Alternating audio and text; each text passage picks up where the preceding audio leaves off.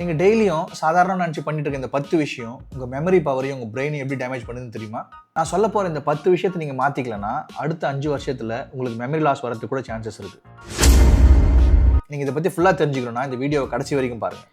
தேவையான அளவு தண்ணி குடிக்காமல் இருக்கிறது. உங்களுக்கு தாகம் எடுக்கும்போது நீங்கள் உங்கள் பாடி ஹைட்ரேட் பண்ண அப்படியே தள்ளி போட்டிங்கன்னா உங்கள் பிரெயினை டேமேஜ் பண்ணும். அதே போல் மெமரி பவர் ரொம்ப கம்மியாயிடும். உங்களோட செல்ஃப் டாக், நீங்கள் நெகட்டிவாக பேசிகிட்டு இருக்கிறது கம்ப்ளீட்டாக விட்டுருங்க.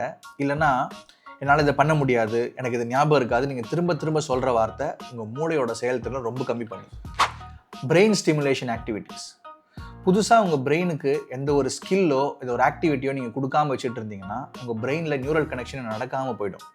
சர்க்கரை இருக்க உணவு, ஜங்க் ஃபுட், அதிகமாக சர்க்கரை இருக்க உணவையும் ஜங்க் ஃபுட்டையும் நம்ம ரெகுலராக சாப்பிடும்போது உங்கள் பாடியில் இருக்க இன்சுலினோட அளவு பேலன்ஸாக இல்லாமல் உங்களால் ஃபோக்கஸும் பண்ண முடியாது, ப்ராப்பராக உங்கள் மெமரி பவரும் இருக்காது. ஃபிசிக்கல் ஆக்டிவிட்டிஸ் எதுவும் பண்ணாமல் இருக்கிறது, நீங்கள் எந்த விதமான எக்ஸசைஸும் பண்ணாமல் இருந்தீங்கன்னு சொன்னால் உங்கள் பாடியில் இருக்க பிளட் ஃப்ளோ மட்டும் குறையிறது இல்லாமல் உங்கள் மூளைக்கு போகிற ஆக்சிஜன் ரொம்ப கம்மியாயிடும்.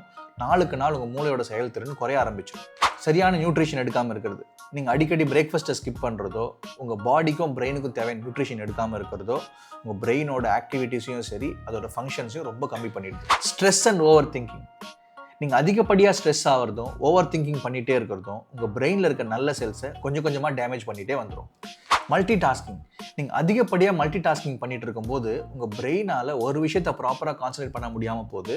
அதே மாதிரி அதோட ரீகாலிங் அபிலிட்டிஸ் ரொம்ப குறையுது. Over usage of mobile phones, நீங்கள் அதிகப்படியாக மொபைல் யூஸ் பண்ணுறதும் காலையில் எழுந்த உடனே மொபைலை ஸ்க்ரோல் பண்ணிகிட்டே இருக்கிறதும் உங்களோட மெமரி ரிட்டென்ஷனையும் உங்களோட ஃபோக்கஸையும் ரொம்ப குறைக்குது.